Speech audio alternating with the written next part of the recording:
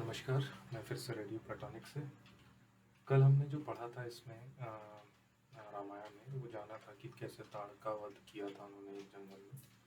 उसके बाद वो वहीं रात में विश्राम करते हैं और फिर पूरा दिन चलते रहते हैं। तो चलते-चलते रामचंद्र जी को एक पर्वत दिखता है, तो वो कहते हैं कि इसमें बहुत ही मृग विश्वामित्र जी से कहते हैं कि बहुत ही मृग हैं और बहुत ही सुंदर दिख रहा है, तो हमें लगता है कि हम ताड़का वन से बाहर आ गए हैं।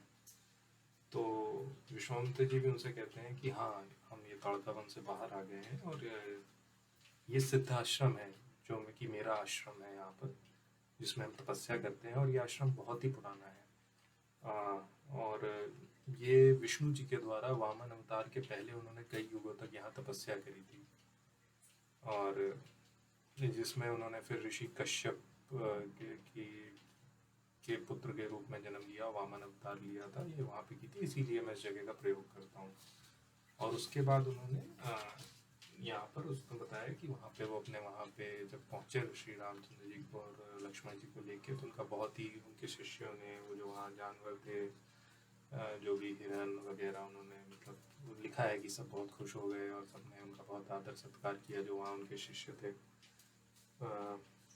तो उन्होंने बताया कि यहाँ पे हम जब यज्ञ करते हैं तो क्या कहते हैं, बहुत ही दानव राक्षस आते रहते हैं जो कि हमारे ऊपर अटैक करते हैं और उसको दूषित कर देते हैं। तो उन्होंने कहा कि मैं ऐसे ही एक और यज्ञ करने जा रहा हूँ, तो उसके लिए जब भी वो यहाँ पर अटैक करेंगे या आक्रमण करेंगे तो तुम्हें हमारी उनसे रक्षा करनी है। और इसके बाद उन्होंने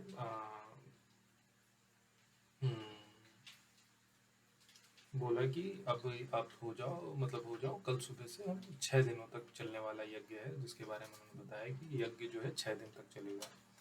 तो अगले सुबह उनको बताया गया कि उन्होंने यज्ञ की दीक्षा ले ली है विश्वामित्र जी ने, अब वो बोलेंगे नहीं और उनको पूरी उनकी रक्षा करनी है।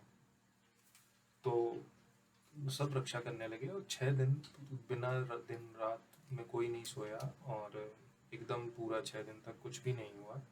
छठे दिन जब चल रहा था तो रामचंद्र जी ने लक्ष्मण से जी से कहा कि बिल्कुल अटेंटिव हो जाओ, बिल्कुल ध्यान से हो जाओ, हो सकता है राक्षस कभी भी आक्रमण कर सकते हैं।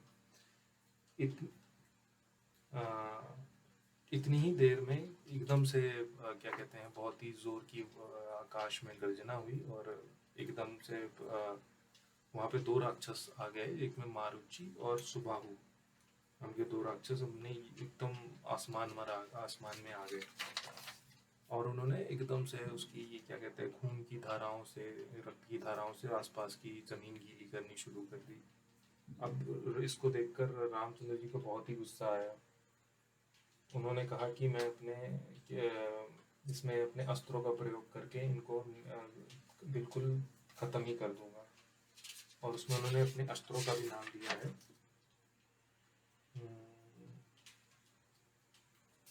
इसमें यज्ञों की अस्त्रों का नाम है,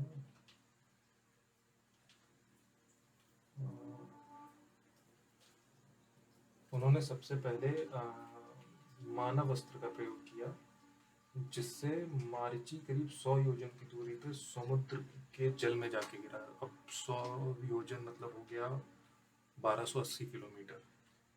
अब 1280 किलोमीटर मैंने ऐसे ही चेक किया तो वो भुवनेश्वर के आसपास जो समुद्र पड़ता है तट आएगा, भुवनेश्वर करीब वहाँ से इतना है, तो मतलब 1280 तो भुवनेश्वर के आसपास जो भी सी बीच, सी कोस्टल एरिया है वहाँ पर गिरा जाके वो। तो इट मीन्स है कि ये जो मानव अस्त्र था, ये बहुत ही कोई मिसाइल ऐसी चीज़ थी जो उन्होंने मारी और जिससे कि वो गर्जना हो रही थी, जो कि वो है जो बहुत ही तेजी में था और उस पर हिट की, उसको जब वो लगा तो वो मानव अस्त्र लेके वो इतनी दूर गिरा जाके। तो यानी कोई बहुत स्पेस शटल टाइप की चीज़ थी। और दूसरे में जो सुबाहु होता है, उसको भी जब ये मानव अस्त्र लगता है तो वो चक्कर काटता हुआ गिरता है जाके, लेकिन वो मरता नहीं है, इसमें मेंशन है। तो इट्स लाइक कि वो हेलीकॉप्टर में था, मतलब एक जो मारीची था उसके पास कुछ हवाई जहाज की जैसी चीज़ थी जिसमें अगर मिसाइल लगेगी तो दूर जाके गिरेगा। और दूसरा जो सुबाहु था वो चक्कर काटते हुए गिरता। तो चक्कर काटते हुए तो जैसे हेलीकॉप्टर्स में जब चोट लगती है, कुछ ऐसा है कि उसके इलेक्ट्रॉनिक सिस्टम, मुझे जो ये लग रहा है कि ये कुछ ऐसा था मानव अस्त्र की जिससे इलेक्ट्रॉनिक्स कुछ डैमेज हो जाते थे। तो इसीलिए वो कह रहे हैं कि देखो मर नहीं रहा है, वो वो चक्कर काटते। अब वो तो तेजी में था तो उसके इलेक्ट्रॉनिक्स खराब हो गए तो फ्लाई करते हुए दूर निकला।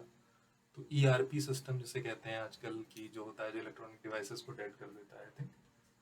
तो वहाँ पे वो हो जाता है, और उसके बाद वो हो जाता है। उसके बाद उन्होंने जो योग किया अग्रेया अस्त्र।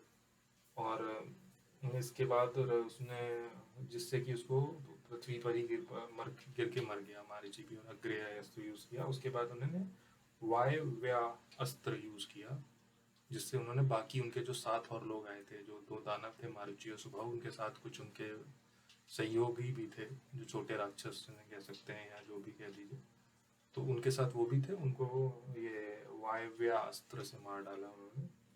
उसके बाद उन्होंने, ऋषि बड़े खुश हुए, सब कुछ रहा। अगले दिन वो जो होते हैं, सुबह हुई जब, पूरी रात भर सोए नहीं, सेवा करते रहे, अटेंशन मतलब चौकीदारी उसकी करते रहे। चौकीदारी तो गलत हो जाएगा, प्रोटेक्शन करते रहे।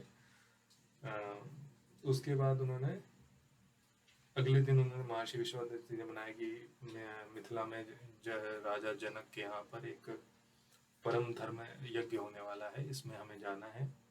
और उनके पास एक, जहाँ पर वो धनुष की उन्होंने बताया कि उनके मिथिला, ये जनक जी के पूर्व किसी पूर्व पुरुष वर्ड यूज हुआ है। इसका मतलब जैसे किसी को, उनके खानदान जैसे हम बोले, या उनके परिवार में पहले किसी को देवताओं ने दिया था, जिसका वजन की कोई माप तोल नहीं है, ऐसे बहुत ही भारी है और बहुत ही सुंदर है। जहाँ से उसको हाथ से पकड़ते हैं उसकी बहुत पूजा अर्चना होती है, और हम वहाँ जाएंगे, ऐसा उन्होंने बताया। उसके बाद वो लोग विश्राम करने लगे। इसके आगे है तो बहुत आगे तक, लेकिन फिर हम उसको नेक्स्ट वीडियो में करेंगे। Thank you.